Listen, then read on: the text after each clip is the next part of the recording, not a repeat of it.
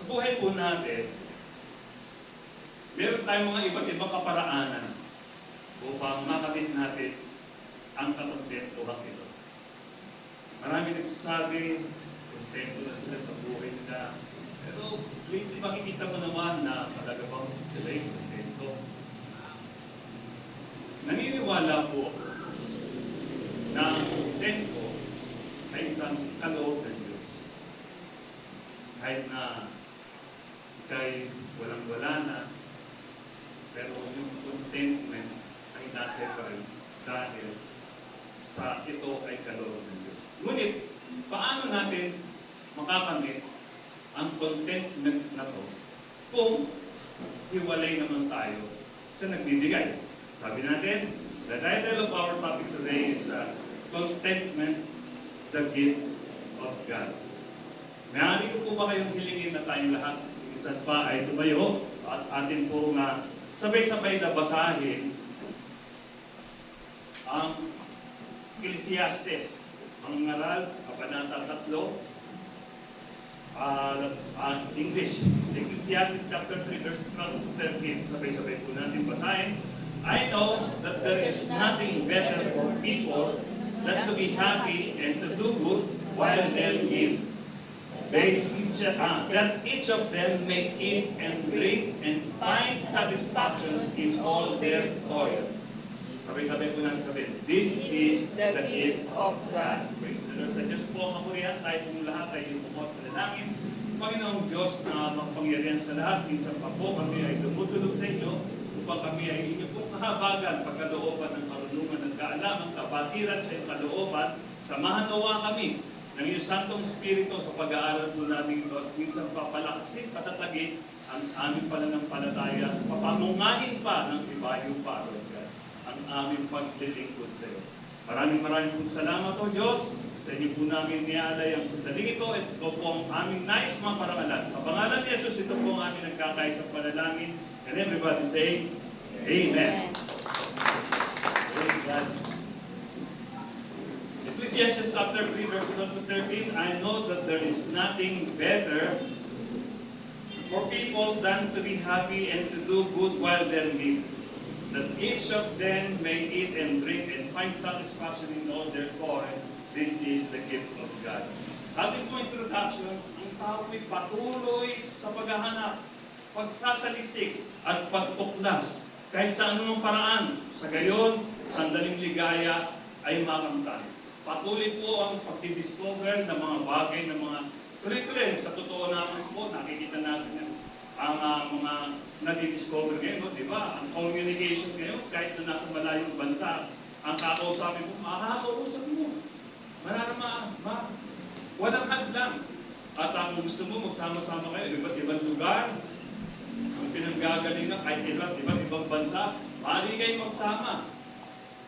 Mag-usap-usap sa Messenger or yung mga sa Zoom or sa mga iba't ibang mga application na pwede tayo. Wala nang mahirap. Napakadali. Dahil patuloy ang paghahanap at pagsasalisik ng tao kahit sa anumang paraan. Makamit lamang ng contentment.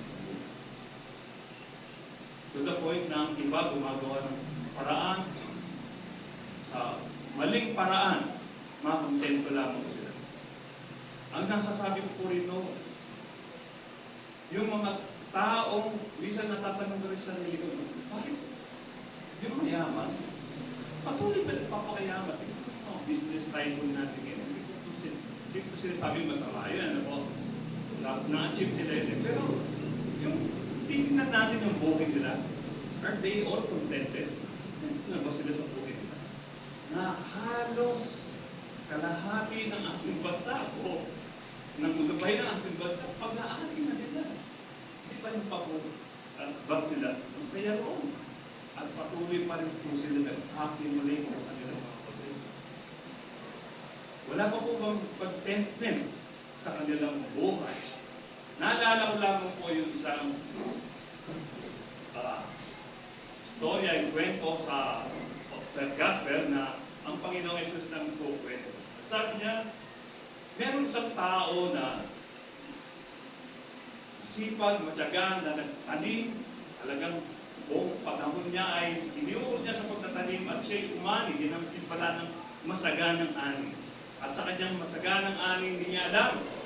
Dahil ang kanya pong bodega ay halos hindi na ma-accommodate yung dami ng kanyang inani. Alam niyo po, sabi niya, ipagigiba ko ang aking bodega at magpapagawa ako ng mas malaking bodega at doon ko ilalagay ang lahat ng aking inani.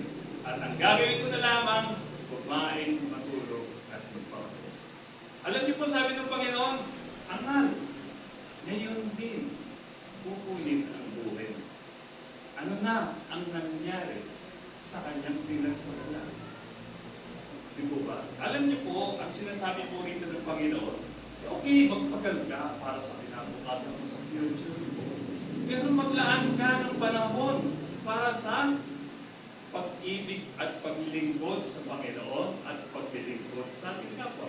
Hindi niya naisip na sa dami ng kanyang inani, yung sumobra, pwede niya naman ipamahagi sa mga tao.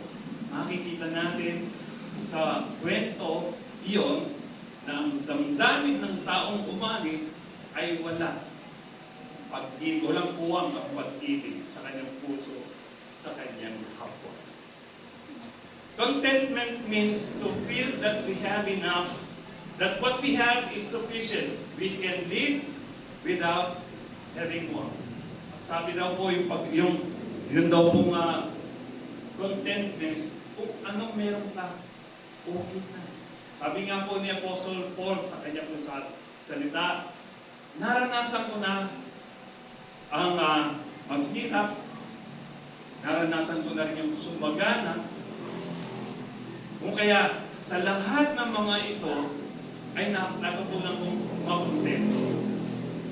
Kaya nga po nasabi niya sa Philippians chapter 4 verse 13, I can do all things through Christ who strengthens me.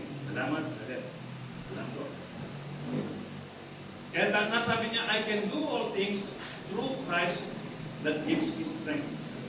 Yun po yung contento, yun po yung context nun dahil sabi niya, yung contentment na naranasan niya. Kasi ako po, nagkaroon ako nabasa ko po kasi yun, nung ako'y college, sabi ko, ginawa ko po itong parang si Stephen Curry, ginawa ko po itong principle, magagawa ko ang lahat ng gusto kong gawin. Kung nakaya nila, magagawa ko rin. Pero hindi ko po naisip yung context, yung kabuuan na sinasabi.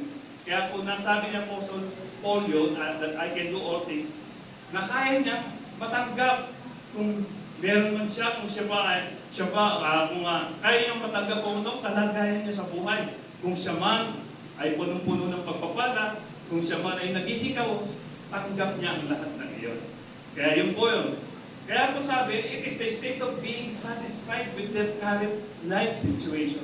Kung ano yung alagayan mo ngayon, meron ka man o wala, you have to learn to be satisfied. Kailangan maging masaya ka pa rin. Kailangan tanggapin mo kung ano ang meron ka ngayon. Hindi na yung kahit sa paano paraan, makakuha ko lang kung ano gusto makuha. Hindi. Kinakailangan matutunan mong maging masaya kung ano ang kalagayan mo ngayon. Because the opposite of contentment is greed, which destroys the capacity to enjoy what God has given. Ang kabaliktaran daw po ang opposite side daw po pala ng contentment is greed.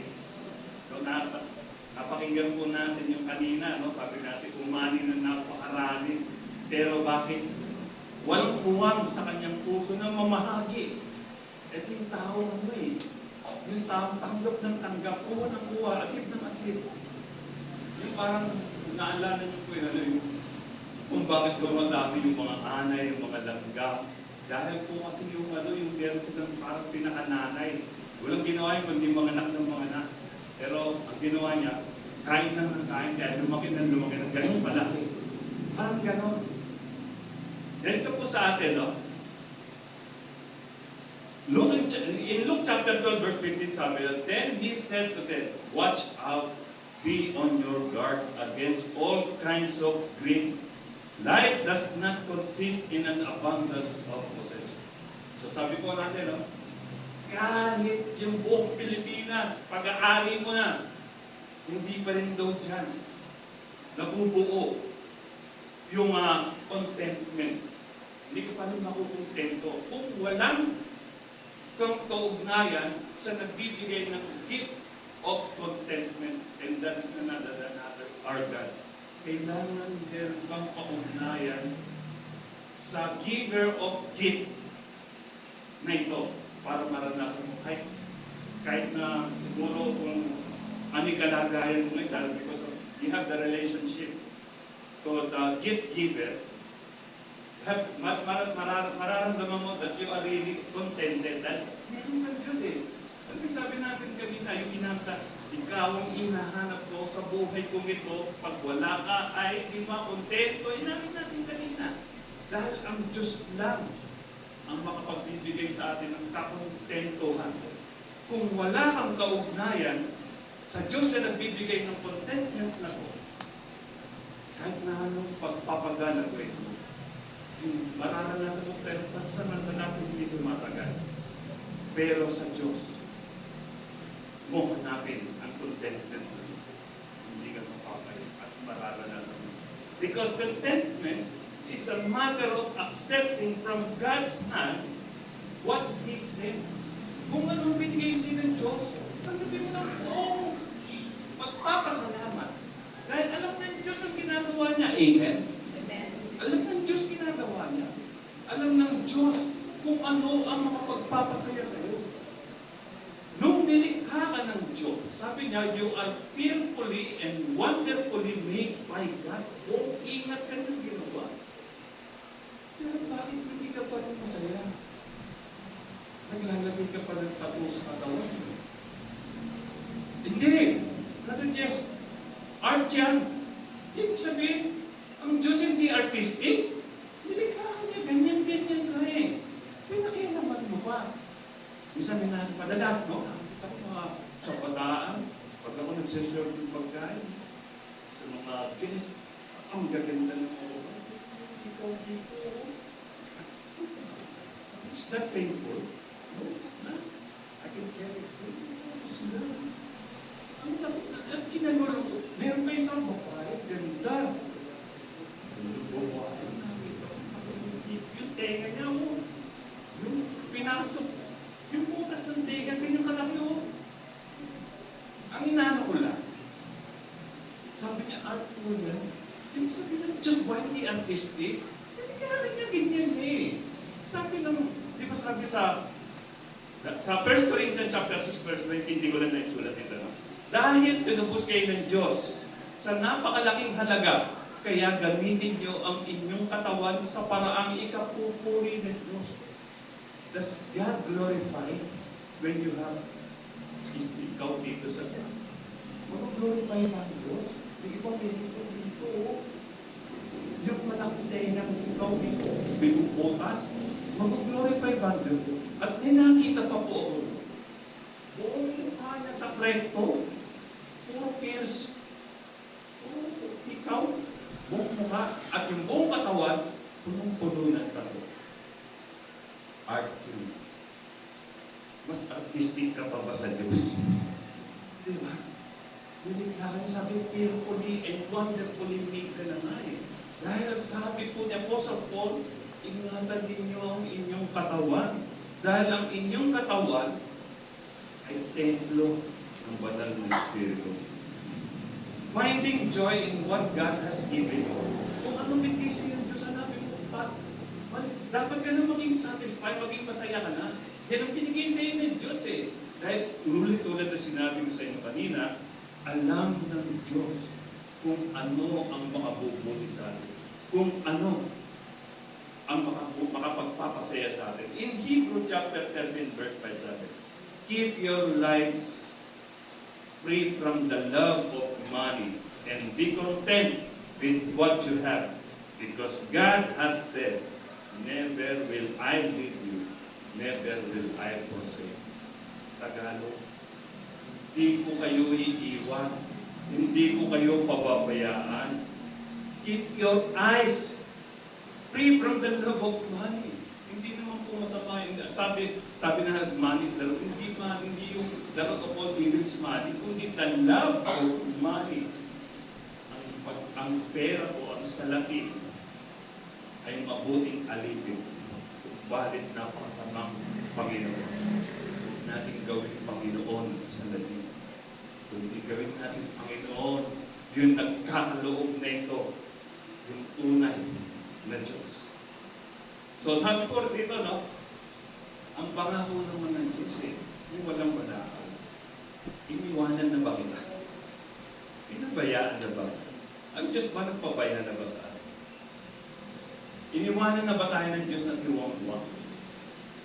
Yung bang presensya niya ay tumalikod na sa atin? Hindi.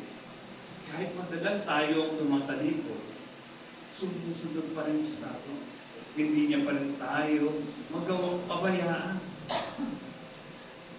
Dahil, ito po sabi niya, iwasan yung pagiging saking sa salapi. Maging kontento kayo sa anumang nasa inyo sapagkat sinabi ng Diyos, hindi ko kayo pababayaan. Sabi po natin yung text po natin, yung key verse po natin, sabi, there is nothing better for people than to be happy. Number one, there's nothing better for people than to be happy. Number two, to do good while they live and find satisfaction in all their all yung pagpapagaling sa Biblia. Ngayon, ito po. Tayo raw po, wala raw po mas mabuti para sa atin kung di maging masaya. Paano nga bang maging masaya? Ang pagiging masaya po ba yung makamit mo lahat yung sabi po ng nakakausap ko kasi mga nasi-share ko, sabi nila, huwag kasi ako nandun sa presensya o sa espiritu ng drugs o ng alak, nakakalimutan ko ang mga problema. Kaya lagi akong gumagamit nito para nakakalimutan ko ang problema. Eh paano pag wala ng tama? Hindi mas malalang problema ang nagiging epekto, di ko ba? Ang paghahanap ng kung paano liligaya ang isang tao ay maraming kaparaanan. Subalit isa lang ang nagkakaloob. Ang Diyos lang ang nagkakaloob ng tunay na kaligayahan sa buhay. Hindi pwede yung sarili mong kaparaanan. Eh dito ako nagiging masaya eh.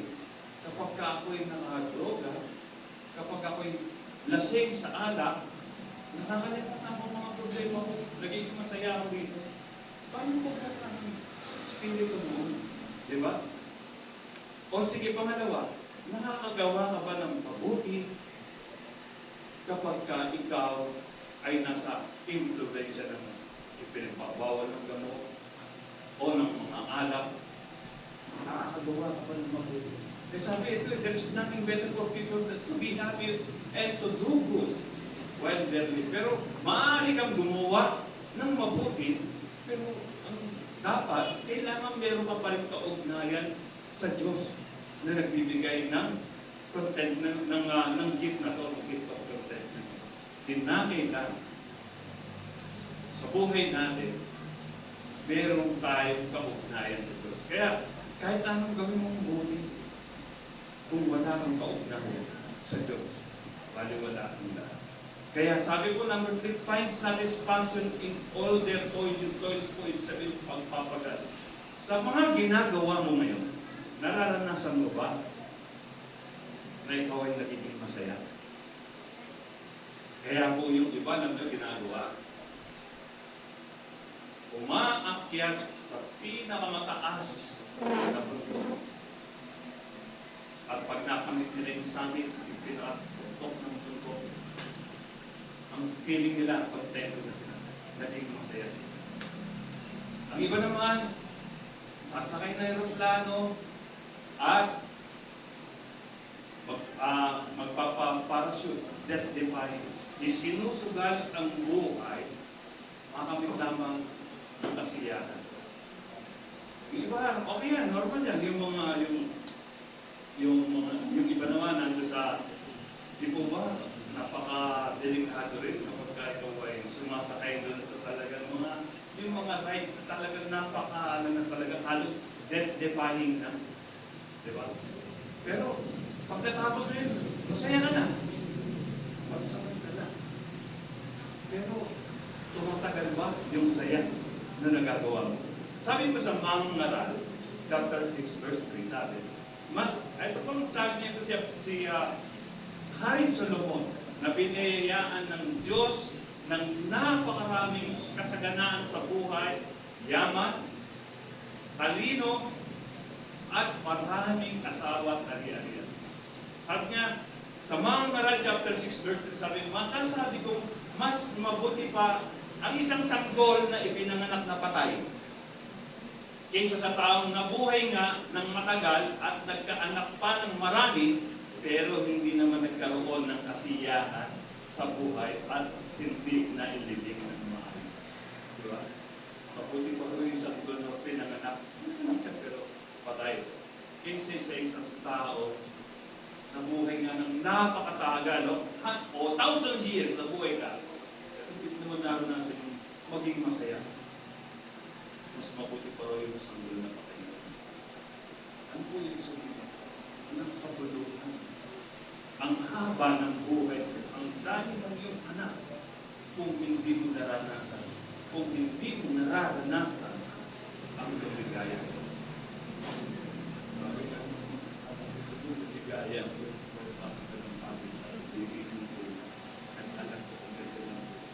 contentment is a feeling of quiet happiness and satisfaction. Quiet happiness. Yung inner joy, masasabi mo, minsan tayo ay nagsishare ng Word of God. O yung halimbawa, nakaranas na tayo mga trust distribution. Minsan, nilalakad mo lang, kumakatok ka sa bahay-bahay, minsan pinagsasaran ka, minsan aakotan mo, didebatihin ka, mumurahin ka, pagagalitan ka pa. Pero at least you still have you still have joy in your heart. Hindi ka pa rin nagsasawa. Tuloy-tuloy pa rin ang paglilingkod mo. Tuloy-tuloy pa rin ang paglipangangin mo. Kahit na nire-reject ka na, tuloy pa rin. Bakit? Kasi isaya ka sa puso eh. Tanong ko lang mga kapatid, isaya pa po ba tayo naglilingkod sa Panginoon? Hindi. Di ba?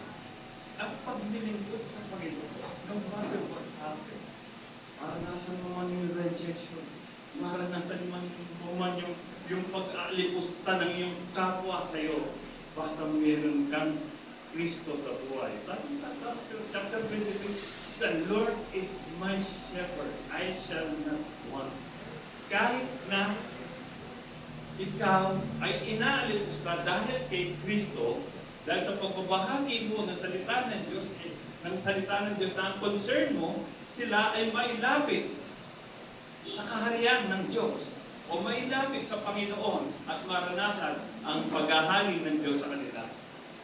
Napakagandang bagay po noon. Application po tayo. Nakakapagod din minsan ang paghahanap. Amen po ba? Nakakapagod din minsan ang paghahanap. Lalo na kapag nasa kamay mo na pala ang hinahanap. Alam mo ang Diyos, alam niyo po ang Diyos, maraming binigay sa atin.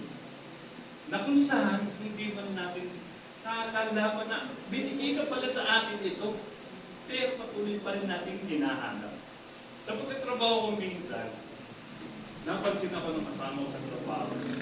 Siya parang aligaga ka, may hinahanap ako yun. Punta ako ng saan-saan, talagang pinuntahan ko yung lakad ko, layo ng lakad ko, pinuntahan ko. Hinahanap ko yung relo. Hanggang sa bumalik ako sa area, siya pa nahanap mo na ba yung hinahanap mo? Hindi pa nga eh. Ano ba yung hinahanap mo? Yung relo ko. Ayun mo, nasa kamay mo. Nangyari po talaga sa akin yun. Ang tagal ko naghanap. Nasa kamay ko lang. Ganon din minsan nangyayari sa buhay natin, now spiritual life. Meron ibinigay ang Diyos sa iyo na minsan inahanap mo pa rin. Pero hindi mo alam, ang inig mo na pala. Nasa sayo na pala. Diba? Yun ang mas mahirap doon eh. Nakapapagod din ang paghahanap, lalo na kapag nasa kamay mo na palang hinahanap mo. Yung mata, parte ng katawan, na maraming nakikita, subalit yung sarili niya, di man lamang mapanaan. Diba? Nakikita ba ng mata sarili niyang mata? Diba? Salamat na lamang at may salamin. Na sa tuwing titignan mo yung salamin, makikita mo yung kagandaang likha ng Diyos. Amen. Subukan yung magsalamin. Makikita mo yung gandang nilikha ng Diyos. Di ba ba? Amen. Lord, napakaganda ng likha ng Diyos. Salamat na lamang mayroong salamin. Sa awit, Kabanata 37, verse 2, sabi niya, sa Panginoon mo hanapin ang kaligayahan at ibibigay niya sa iyo ito ng walang alinlangan ang ginagawa. Sa English po sabi, delight yourself unto the Lord and He will give you the desires of your heart. Diba? Sa Diyos lang kasi matatagpuan yung ligayang ito eh. Yung satisfaction na ito. Sabi nga sa kanta ng Rolling Stone, sabi na, I can get no satisfaction. Pero pagdating sa kay Kristo, subukan mong humingi sa Diyos ng satisfaction na ito, ibibigay niya. Sa Diyos mo hanapin ang kaligayahan at ibibigay niya ito ng masagana pa sa iyo. Jesus promised to His people fullness of life. In John chapter 10, verse 10, sabi niya, the thief comes only to steal, to kill, and to destroy. But I came here to give you life and an abundant life, sabi ng Panginoon. Abundant of life, or life to the fullest ang bigay ng Diyos sa atin, ng Panginoong Jesus. Pero bakit hindi natin ma-experience minsan yung fullness of life? Bakit? Kasi there is a thief who is stealing na nagnanakaw ng saya natin. Kaya minsan pumapasok yung anxiety problem. Kaya pumapasok minsan yung depression. Kasi yun ang ginagawa ng kaaway. Ginanakaw niya sa atin yung saya, yung ligaya ng kaloob ng Diyos sa atin at pinapalitan niya ito ng lungkot. Dahil alam niya kapag ang tao ay malungkot, ito yung nakapagpapahina ng katawan to the point na makaka-welcome ng maraming sakit hanggang sa tuluyan ng mamatay. Pero ang Diyos, ang gusto niya maging masaya tayo. Dahil pag tayo naging masaya, humahawa ang sayang ito sa mga taong nakakasalamuhan natin. Amen? Amen? Kaya nga sa trabaho, pag tinatanong sa amin, masaya ka pa ba sa pagtatrabaho? Pag sinabi mo, hindi na. At tanongin sa'yo ng management, ano ba mga pagpapasaya sa'yo? Gusto mo ba ilipat ka namin sa'yo? Ganun. Mayroong suggestion kung hindi ka naman sa'yo. Dito sa atin, sa paglilingkod natin sa Panginoon din, masaya pa po ba tayo? Kung tayo ay masaya, ang lahat ay sasayanin dahil kumahawa ang saya nito. 2 Corinthians chapter 9, verse 8 sabi po, at magagawa ng Diyos na ibigay sa inyo ang higit pa sa inyong mga pangangailangan para sa lahat ng panahon ay maging sapat kayo sa lahat ng bagay at lagi niyong matulungan ang iba. So yung kinanta natin kanina, di ba? Sabi, higit pa sa inyong mga higit pa sa inyong pangangailangan ang ipagkakaloob, ang nakaambang ibibigay ng Diyos sa atin, higit pa sa pangangailangan natin. At ang purpose, bakit higit pa sa pangangailangan natin ang binibigay ng Diyos sa atin? Upang lagi tayo makatulong sa iba. Hindi para sarilinin natin. Diba? Yung katulad ng sinabi natin kanina, yung taong nagtanim at nagpag-iba ng sarili niyang bodega at pinalakihan ng bodega upang ilagay lahat doon ng kanyang mga ani. At sabi niya sa sarili niya, wala nang ibang gagawin kundi kumain, matulog at magsaya. Baka pagkagalit ang ginawa natin, kunin na rin ng Lord ang buhay natin. Di po ba? Kaya sabi po rito, kaya tayo higit pa sa pangangailangan natin ang nais ibigay ng Diyos sa atin upang tayo rin naman sa iba ay makabahagi, makatulong sa ating kapwa. Conclusion po tayo. Nilikha tayo ng Diyos upang maging masaya at maging kontento sa buhay. Dahil sa totoo lang, bago tayo nilikha ng Diyos, lahat ng pangangailangan natin, inihanda niya. Yung ngayon, nung araw, bago nilikha ng Diyos ng tao, nilikha niya muna ang mga pumangkahoy, lahat ng kailangan natin. Magiging perfect weather, binigay ng Lord sa atin. Kompleto. Ngayon naman, sa panahon natin ngayon, nasa pinagbubuntis pa lamang yung sanggol, nasa sinaspupunan pa lamang yung sanggol, nakahanda na yung mga barong-baruan. Yung creep na tutulugan, yung kulambok na panglaban sa mga lamok, insekto sa kanya, nakahanda na ang mga isuso niya, nasa sinapupunan. Kaya ganun po. Wala na tayong mahihiling pa. Sabi niya, ang Diyos sa Diyos, sabi niya, nilikha tayo ng Diyos upang maging masaya. Yun lang. Pero, tandaan po natin, mayroong magnanakaw na kung saan nagnanakaw ng ating saya at pumapatay at sumisira ang kaugnayan natin sa Diyos. Always be aware of our spiritual life. Sabi niya, lagi niyong siyasatin ang inyong sarili. Kung kayo ay nasa pananampalataya pa sa Panginoon o hindi na. Ang kaligayahan ay hindi mahirap hanapin. Ibinigay na sa atin ito ng Diyos at patuloy pa niyang ibinubuhos sa ating buhay. Tayo lamang ang pumipigil sa kaligayahan ito. Dahil sa dami ng ginagawa nating pamantayan sa buhay. Hindi ito sa ating pong bansa ngayon. Ang dami ng mga ipinasok ng mga batas. Ipinasok mga batas. Ay, sa batas nga lang po sa kalsada, napakarami ng batas. Sa pagmamaneho, napakarami na pong batas na ipiniiral po sa atin.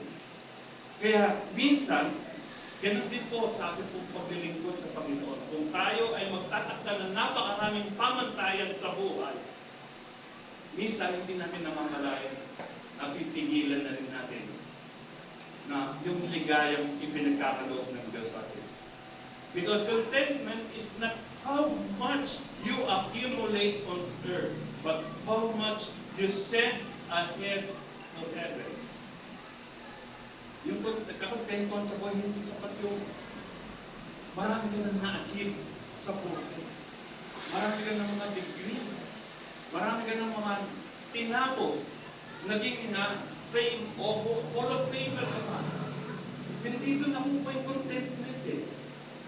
Saan daw po? Kundi kung ilan ang naakay mo tungo sa paanan ng Panginoon.